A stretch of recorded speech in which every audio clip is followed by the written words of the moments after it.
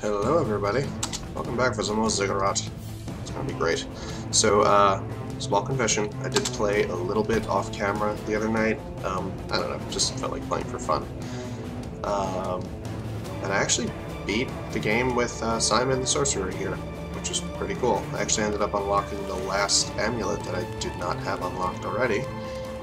And, so that was kind of a nice little surprise too. So I think today we'll give the Bard a shot. I don't think I've ever played her on camera so far. So let's see how it goes. I wish I could remember exactly what her stats were. I just know that she's very good at regenerating mana, and that makes her very good for, you know, sticking at range, things like that. I know she doesn't have any passive regen, so perhaps maybe just crystals are better for her, and she actually always starts with a trinket, which is always nice. And this weapon is spell tome is Angel's Embrace, so that looks like this. Very strange pattern they fly in, as you can see. They kind of come out and wrap around into themselves. It's weird. It takes a little getting used to. That would be the alt fire, is like this, that sort of straight burst of energy. Now you'll also notice that the Bard here, she starts with very low health, lower than Simon, I think, or at least just as low. So I have to be very careful with her. Luckily, Angel's Embrace is fairly powerful. Very hard to hit with sometimes at distances, but still very powerful. And you see we already found our secret room, which was perfect, so I don't have to go skulking around. And alchemy proficiency. Oh, so that's what she has. She has high proficiency bonuses already. So, reduces mana cost of our weapons, things like that. Wand is fairly basic, nothing to write home about, really not that great, quite frankly. Stealth carrots. The worst kind of carrots. Yeah, see, actually the range there did not even hit that banshee that we were aimed at, so like I said, be very careful about the range, and we should be okay. It's pretty difficult to hit enemies with the turnaround on the attack. It's possible, and I've definitely done it on the larger enemies, like those dragon turtles that shoot lightning at you and whatnot. We have an upgrade, so let's get one. Recover more mana from knowledge gems, or recover mana from knowledge gems, or enemy drops give much more experience, health, and mana, but they disappear faster. Ooh. If I had telekinesis, you know what? I think she starts at telekinesis.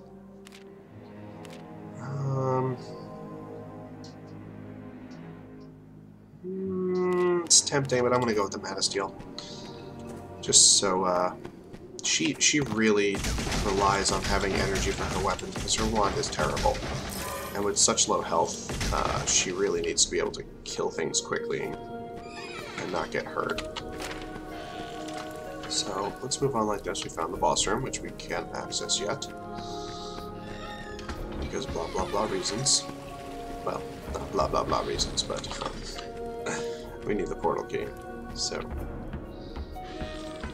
we're gonna go find it. And if you'll notice, this may be the first female character I've played. I'm not sure if I ever played the other female character, but you'll notice her vocalizations are a little different when she gets hit and when she jumps and stuff like that. So, I actually did it with that little detail, which I appreciate.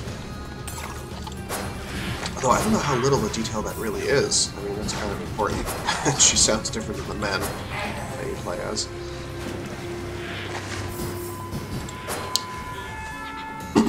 So, just deal with these imps. These imps are pretty tricky, I have to say.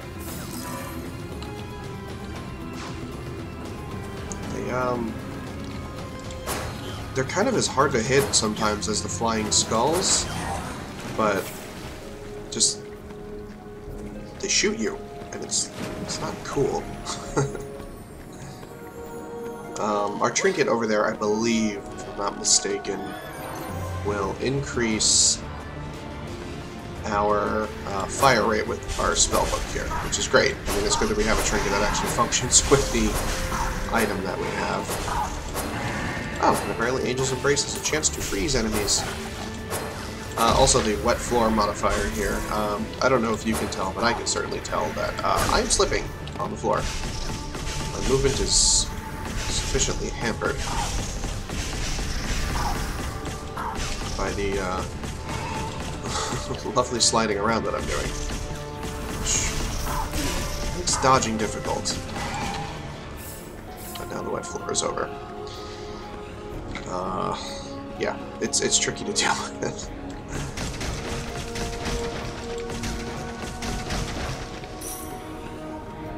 Anyway, let's move on. Ah, okay. Well.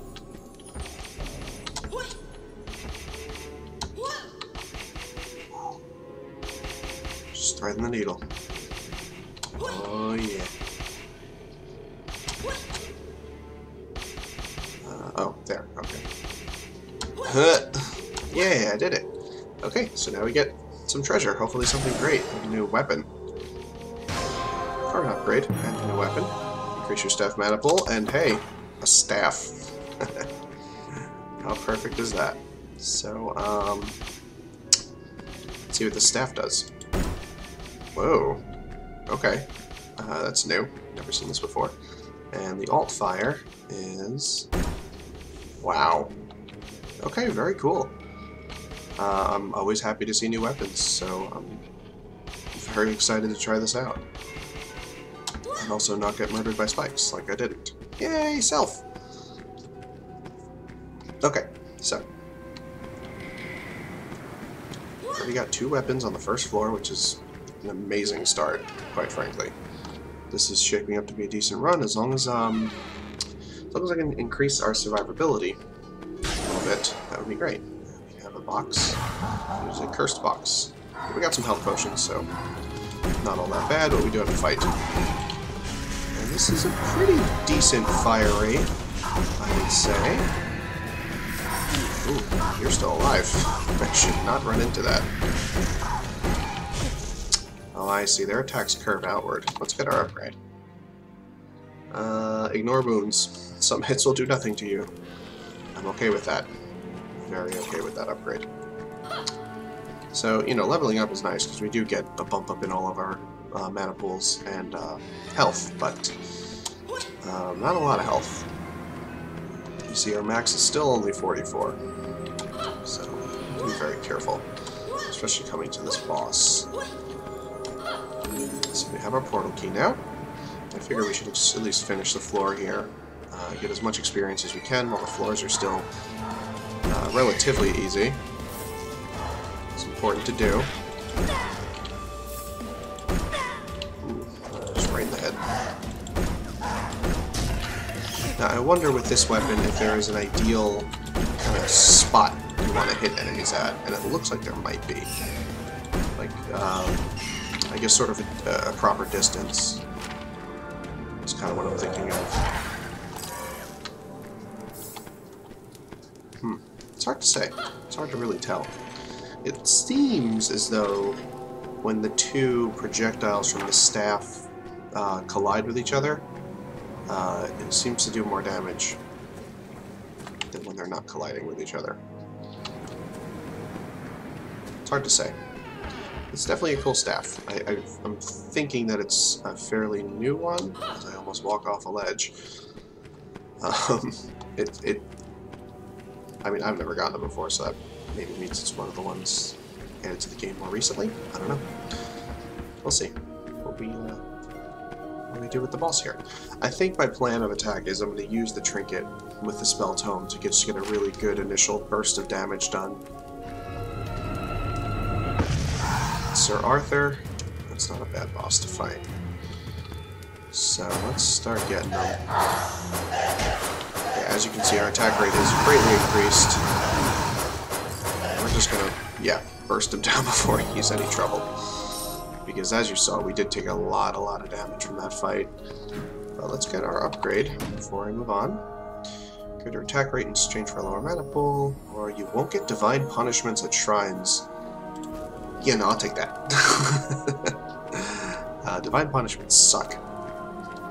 They are usually downgrades at the shrines that we've seen in previous episodes. You don't want those. Not at all. So, we're making pretty good time. Let's move on to the second floor. The Emberstone Quarry, I believe? Yes, Emberstone Quarry. Let's hope we get an alchemy item. We did not. But we got a new book. Skull of Xanatos. This is a cool one. I think you'll like this. So, that's a primary fire, shooting burning yellow skull. And then the alt fire is you actually shoot one of the skull head enemies at you. Let's take it for a spin. I don't know. I don't know if I'm going to stick with it or not. So I really do like Angel's Embrace, but my god, the damage from this thing is obnoxious. As you can see, that was a champion. Now, if I'm not mistaken, the different champions have different modifiers. It seems to me they all have increased health. But I believe the red champions seem to do more damage. I think the blue champions have even more health, because I've noticed blue champions take a lot longer to kill than any other champion type. And then there's these stealthing champions that just periodically turn invisible, and then kind of like cloak, decloak. It's sort of a cycle. Anyway, so I don't know. I think I'm okay with sticking with the skull for now. I kind of like it better. It's easier to use, I think, because it does have a lot more range. And at this point, we do need a power weapon of sorts. So it's almost kind of filling the spot of an alchemy item, sort of, because those tend to be slow and very powerful weapons. So let's stick with it for now. If I really feel as though I should have stuck with Angel's Embrace, we can always switch back. The floor's not over. And I'm sure we'll have to backtrack to the starting room at least once. So I guess in this situation, I guess as I was explaining earlier, with the Angel's Embrace, it's good against enemies where it has room to spread out, go through, come back.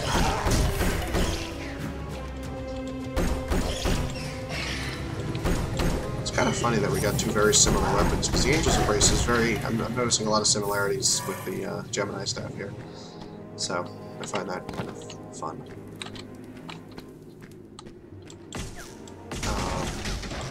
But anyway, Angel's Embrace, it works very much against large targets, like I mentioned before, the Dragon Turtles, but also against flying enemies, because it potentially has more room for it to complete its circuit, go through the enemy, come back through, and damage them again for one shot, which is really nice.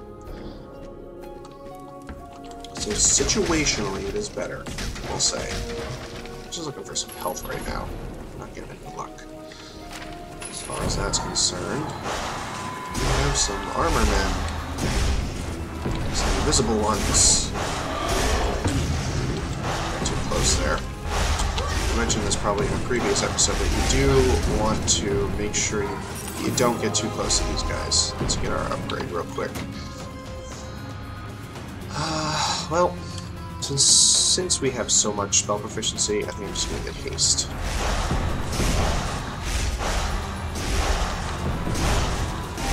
And also a nice way to track invisible enemies is with your crosshair. Because even though they're invisible, if you have your crosshair pointed over them, they will still be highlighted as a target. So it's good to know. We do not have our portal key yet, so we can't fight the boss. But let's go be found in the room at least. You know where we have to end up.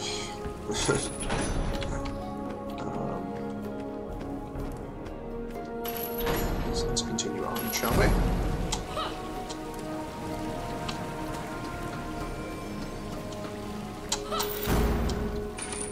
Get that You know, I probably didn't really look thoroughly enough for the secret room in that previous chamber. I kinda sorta forgot about it. So if you saw it and I didn't, I apologize.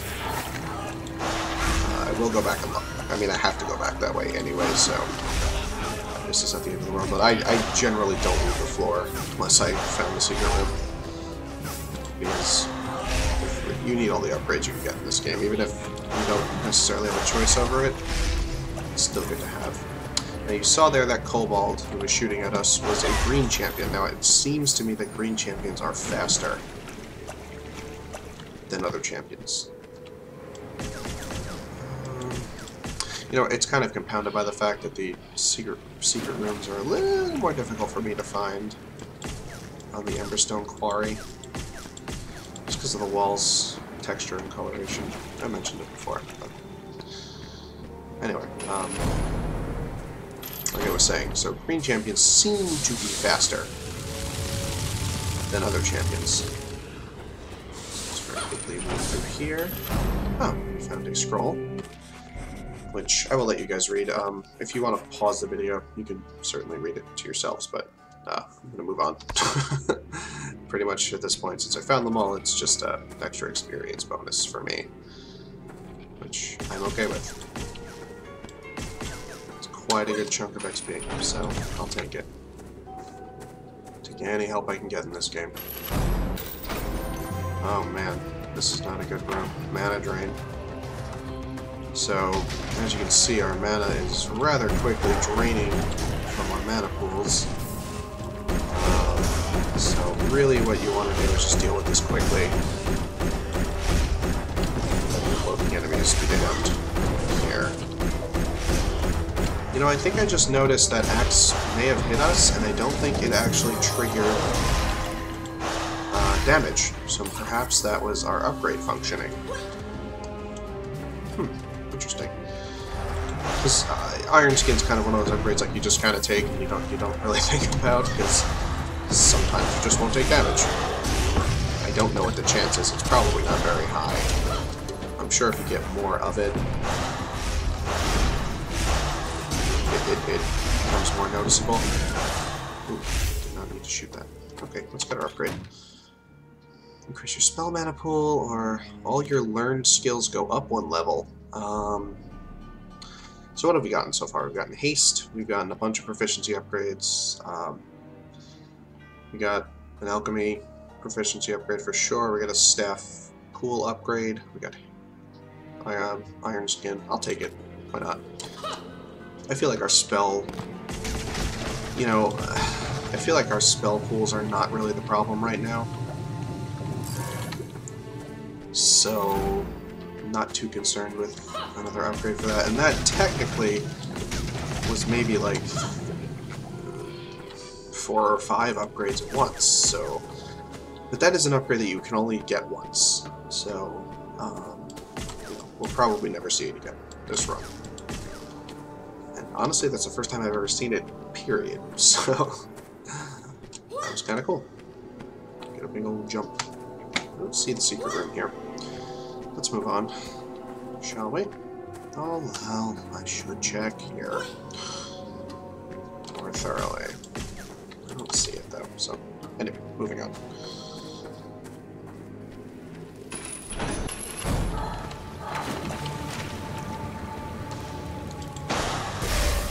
Ooh, got it. Oh, jeez, okay, orcs. So, these red guys with the cleavers here are orcs. You need to deal with them.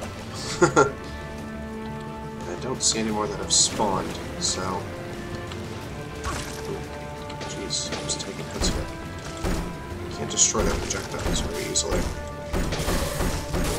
Now, generally, against these plant creatures, do you want explosive attacks? I don't really have any besides the skull, and the skull is really slow to fire. I believe it seems to me that explosive attacks seem to pierce their invincibility when they are shut. Now, I I can't really tell if they're invulnerable to damage when their lids are shut, or if they're just very damage resistant. It could just be that they're just very damage resistant. I have a hard time telling. Also, I can't tell if explosive damage pierces their closed lids. I don't know how to really refer to them. It's hard for me to tell. So, I don't know. You know, and there's not, weirdly, like, you know how a lot of games like Spelunky, Binding of Isaac, Rogue's Legacy, those kind of roguelike games, they have a really robust wiki associated with them, but I have yet to find one for this game, so, doing you idiots. So I don't know, information is a little sparse. I'm just kind of going with what I observed to the best of my abilities, which may or may not be great. So, we'll see. Maybe if you guys in the comments know, if there's anyone who might have more knowledge than I, please let me know. I would love to be educated on this game and to hopefully further the knowledge of this game to other people. So, please enlighten us. So anyway, you see that we're in an obelisk room, and I've probably explained it before, but these rooms, you have to destroy these obelisks that you see here before you can destroy the enemies in the room, because they will just endlessly respawn if you do not. And we're dead. Wow, I was not paying attention to my health, or dodging. So, that was a really short episode, so I hope you enjoyed watching. We unlocked Avarice, so attracted items from a great distance, but enemy drop rate is lowered a bit. Okay. Well, I guess that's it for this episode. I will see you guys next time.